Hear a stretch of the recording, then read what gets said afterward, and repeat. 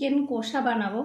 কড়াইয়ে তেল দিয়ে দিলাম, তেলের মধ্যে গোটা গরম মশলা ফোড়ন দিয়ে দিলাম, একটা তেজপাতা, পেঁয়াজ কুচি, পেঁয়াজটা ভাজতে থাকবো।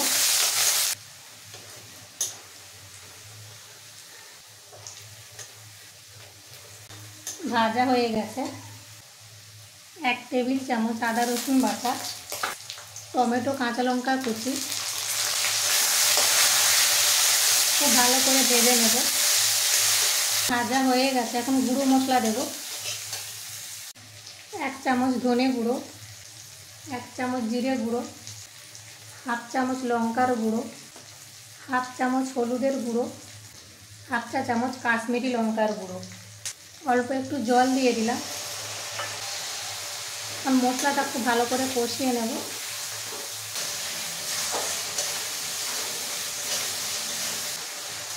কষানো হয়ে গেছে, চিকেনটা দিয়ে দিলাম। এখানে 1 কিলো চিকেন আছে। পরিমাণ মতো নুন, ভালো করে কষাতে থাকবো।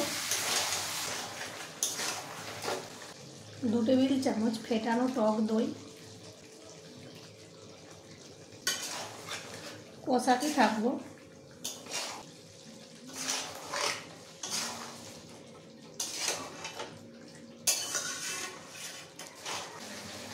হাফ ক্যাপসিকাম দিয়ে দিলাম। আরও কিছুক্ষণ কষিয়ে নেব।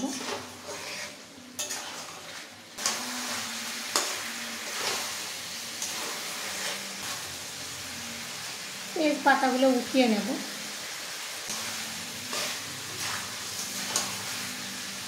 কষানো হয়ে গেছে, এখন জল দিয়ে দেব।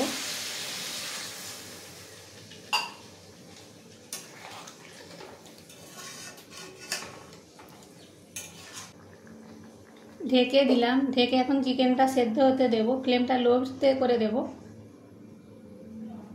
চিকেনটা দেখব, নেড়ে দেব। ফ্লেমটা এখন আমি বাড়িয়ে দিলাম।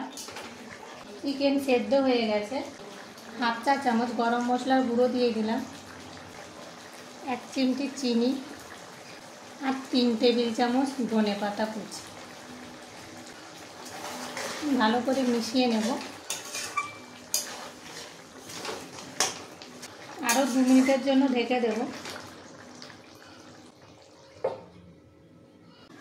2 মিনিট হয়ে গেছে,